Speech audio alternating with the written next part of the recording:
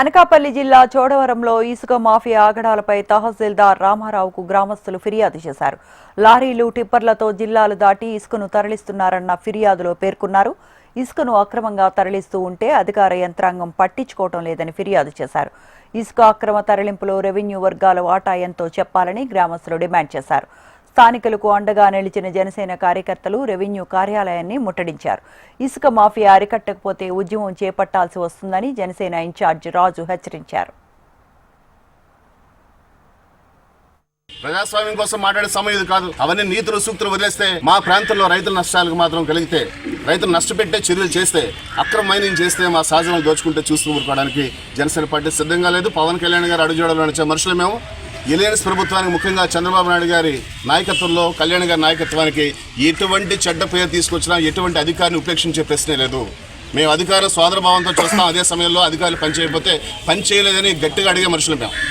మళ్ళీ చెప్తున్నాం, ఈ మైనింగ్కి సంబంధించి ఏ డిపార్ట్మెంట్స్ ఉన్నారో మీరు అందరూ సత్వర చర్యలు తీసుకుని రాబోయే 48 గంటల్లో అరికట్టలేకపోతే, ఎంఆర్ఓ గారికి ఇప్పుడే చెప్పాం, ఎక్కడైతే విపరీతమైన ఇల్లీగల్ మైనింగ్ ఇసుక అవుతుందో అక్కడ సీసీ కెమెరాస్ పెట్టి కంటిన్యూ మానిటర్ చేయాలి. మీరు మానిటర్ చేసి తీరాల్సిందే. శారద అనేది గర్భాన్ని విచ్ఛిన్నం చేస్తున్న మైనింగ్ శక్తిని అణచాల్సిందే. ఇది మీ బాధ్యత. చేత కాకపోతే తప్పుకోండి, కొత్త సిబ్బంది వస్తారు చేయించుకుంటాం, అంతే. మీరు ఇక్కడ ఉన్నంత కాలం చేయాల్సిందే.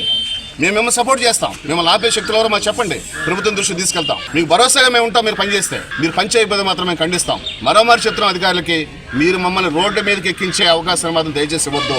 మేము ప్రభుత్వంలో ఉన్నాం, అంత మాత్రం మనం చేతకాంతరంగా అనుకోవద్దు. ఈ మైనింగ్ ఆగాలి.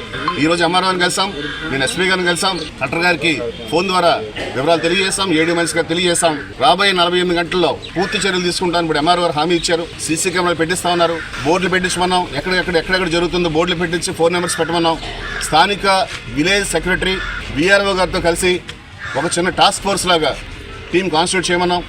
మండల్ లెవెల్లో కూడా ఎంపీడీఓ గారు, ఎంఆర్ఓ గారు, సిఐ గారు, ఇరిగేషన్ అధికారులు కలిసి ఒక టీం ఫామ్ అయ్యి ఎవ్రీడే దాన్ని మానిటర్ చేసి చోడవరం గౌరవాన్ని కాపాడమని, చోడవరం అభివృద్ధిని వెనుకుండి సపోర్ట్ చేయమని, మా ఎలియన్స్ ప్రభుత్వ ప్రతిష్టకి దిగజారకుండా, మసకబారకుండా మీరు ఖచ్చితంగా పనిచేయాలని వారి పూర్తి స్థాయిలో వివరణాత్మకంగా అన్ని ప్రూఫ్స్తో విపులీకరించి క్లియర్గా చెప్పింది.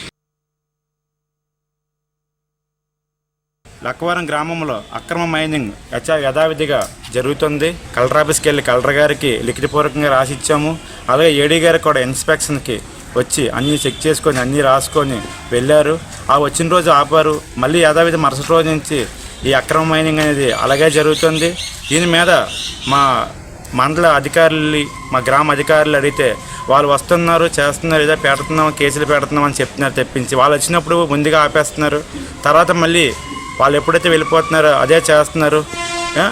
నాయకులు కూడా, కొంతమంది నాయకులు వారి యొక్క డబ్బులకి లొంగిపోయి ఈరోజు ఈ క్వారీ అనేది, ఈ అక్రమ మైనింగ్ అనేది జరిపిస్తున్నారు. అలాగే అధికారులకు కూడా అందేయని చెప్పేసి మేము కరాఖండి ఖండిస్తున్నాము. ఎందుకంటే వాళ్ళే చెప్పుకుంటున్నారు, ఎవరికి ఇవ్వాల్సినవి ఎంఆర్ఓ గారికి, విఆర్ఓ గారికి ప్రతి ఒక్కరికి మేము ఇవ్వాల్సిన ఇచ్చామని చెప్తున్నారు. ఎవరు చెప్పారు? ఇచ్చిన వాళ్ళే చెప్తున్నారండి. ఎవరైతే మైనింగ్ నడిపిందో వాళ్ళే చెప్తున్నారండి. మా గ్రామ ప్రెసిడెంట్ గారు కూడా అడిగారు, ఏంటండి మేము ఏడీ గారి దగ్గర కూడా ఖండించాము. మేము సార్ మీ పేరు అలా చెప్తున్నారు, మీకు ఇచ్చారు అని చెప్తున్న పబ్లిక్ మీరు ఖండించండి, ఇవ్వకపోతే అడిగించండి, యాక్షన్ తీసుకోమని చెప్పండి. ఇవ్వకపోతే యాక్షన్ తీసుకోమని రమ్మండి, మా మైనింగ్ అనేది ఆపించండి.